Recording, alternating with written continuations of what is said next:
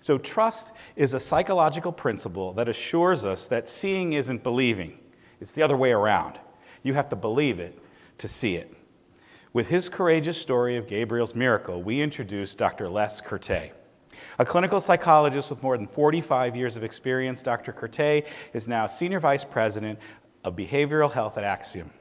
He holds a bachelor's degree from Western Michigan University, a master's degree, and a doctoral degree from Georgia State University. And I would be remiss if I didn't say that I learned today that Les and I went to the same high school, 20 years apart. Stories do this. I've been saying all day, to Natalie's point, we start to brush away the dust, and as we get closer, we start talking to one another. You learn about each other. It happened for Les and me today. Les is a frequent speaker, a panelist, and contributor to our industry, where he delivers his consistent message around worker-centric care and the biopsychosocial model of patient care. Ladies and gentlemen, we're proud to present Dr. Les Kertay.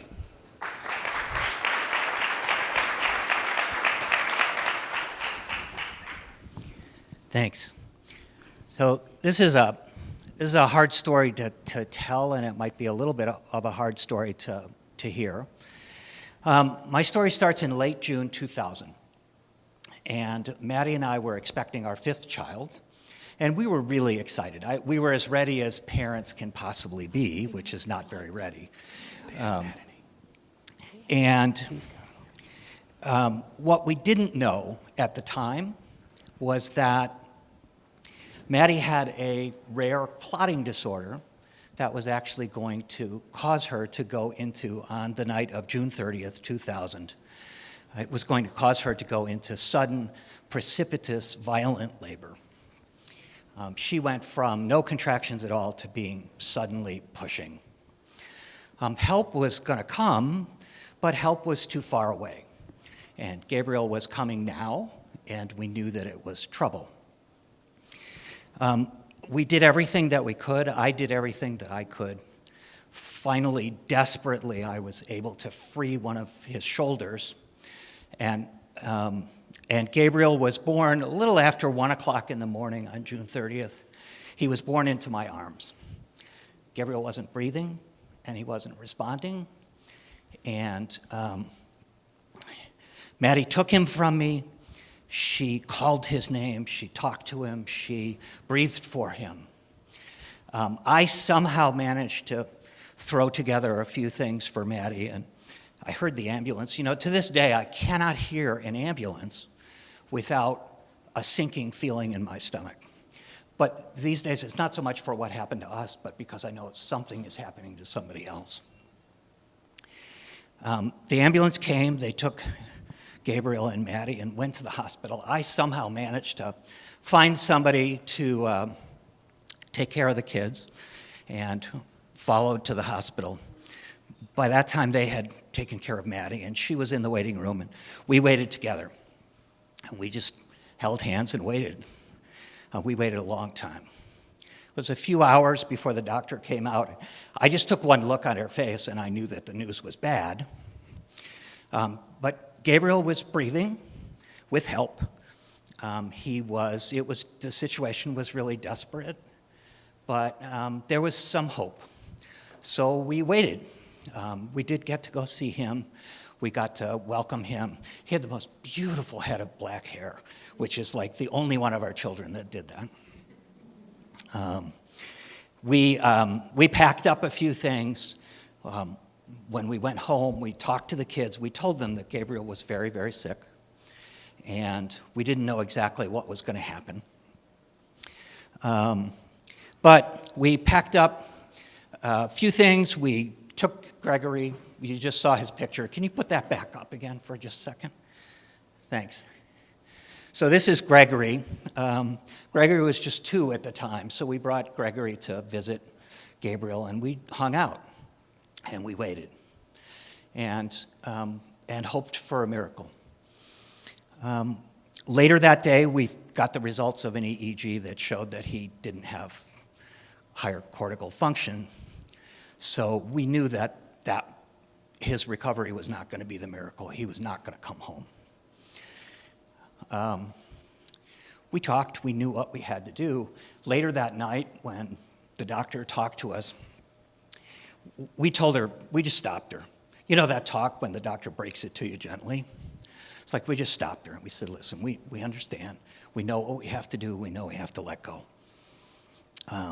So she really was a rock for us. She helped us through this. We made decisions about what we were going to do. We brought the kids to say goodbye to Gabriel. You know, I can't tell you how hard it was. He was almost 11 pounds when he was born. He was huge for the NICU, which had a lot to do with why he got stuck. But it turned out that this would have happened anyway. It wasn't just about his size. So then, after the kids had said goodbye, we weaned him off of the respirator. I learned something about the tenacity of life at that point, because he stayed with us another 24 hours, or almost 24 hours.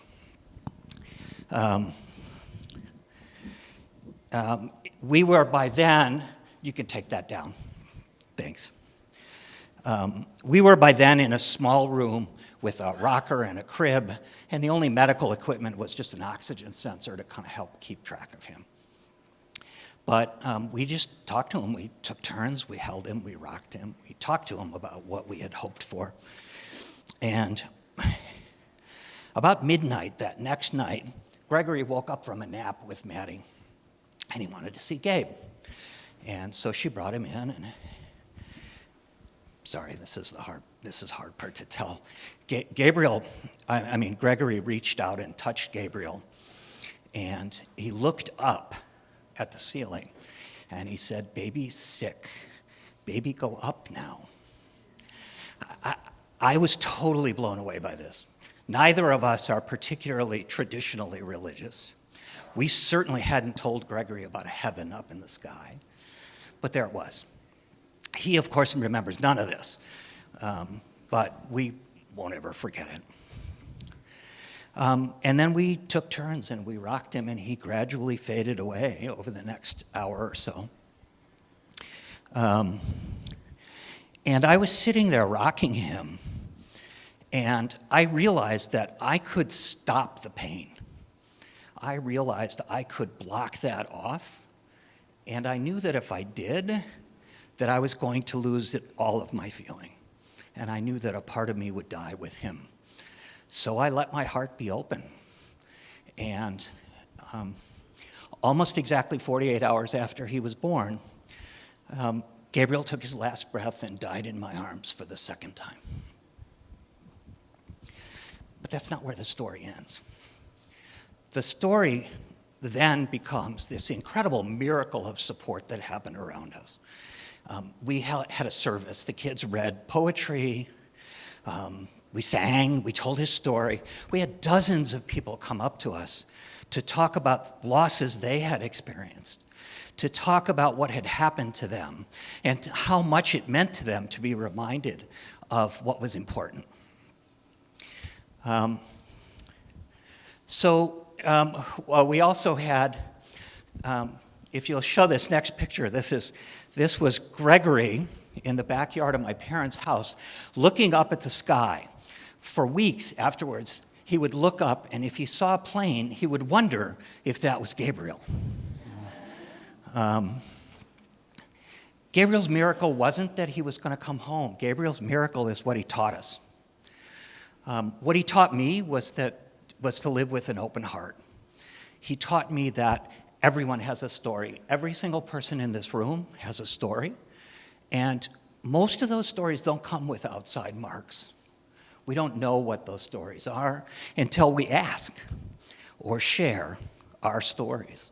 The people that we serve every day all have stories. Everyone we meet has a story. And it's only in sharing those stories and listening to them with an open heart that we are able to overcome. And together, doing that, we can overcome anything, and we can accomplish anything. That was Gabriel's miracle. Thank you for letting me share it with you.